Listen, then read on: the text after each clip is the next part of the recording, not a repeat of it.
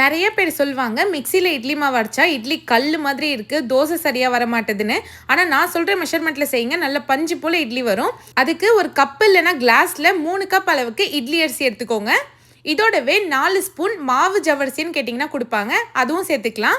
இதை நல்லா வாஷ் பண்ணிவிட்டு ஒரு 4 மணி நேரம் ஊற வச்சு எடுத்துக்கோங்க. அரிசி அளந்த கப்லேயே 3/4 கப் அளவுக்கு குண்டு உளுந்து 2 ஸ்பூன் வெந்தயம் சேர்த்து இதையும் நல்லா வாஷ் பண்ணிவிட்டு 4 மணி நேரம் ஊற வச்சு எடுத்துக்கோங்க. இப்போ மிக்ஸி ஜாரில் ஃபஸ்ட்டு உளுந்தை போட்டு அரைச்சி எடுத்துக்கோங்க. கொஞ்சமாக தண்ணி சேர்த்து உளுந்து நல்லா இந்த மாதிரி மையாக அரைச்சி எடுத்துக்கோங்க. இது ஒரு பாத்திரத்தில் மாற்றிக்கலாம். நெக்ஸ்ட்டு அரிசியும் போட்டு கொஞ்சமாக தண்ணி சேர்த்து அரைச்சி எடுத்துக்கோங்க. நல்லா இந்த மாதிரி ஃபைனாக அரைச்சி எடுத்துக்கோங்க. அரைச்ச உளுந்துலேயே இந்த அரிசியும் சேர்த்துக்கோங்க. 2 ஸ்பூன் உப்பு சேர்த்துருக்கேன். இதை நல்லா கையால் ஒரு 5 நிமிஷம் மிக்ஸ் பண்ணி விடுங்க. அப்போ தான் உங்களுக்கு இட்லி நல்லா சாஃப்டாக கிடைக்கும். இப்போ இது 8 மணி நேரம் புளிக்க வச்சு எடுத்துக்கலாம். மாவு பாருங்கள் எவ்வளோ நல்லா புளிச்சு வந்திருக்குன்னு. இதை நல்லா மிக்ஸ் பண்ணிவிட்டு இட்லி ஊற்றிடுங்க. இட்லி மட்டும் இல்லை, தோசைக்கும் இந்த மாவு ரொம்ப பர்ஃபெக்டாக இருக்கும். பாருங்கள் எவ்வளோ பஞ்சு போல் இட்லி இருக்குன்னு. இதை நீங்களும் கண்டிப்பாக ட்ரை பண்ணிவிட்டு எப்படி இருந்துச்சுன்னா கமெண்ட் பண்ணுங்கள்.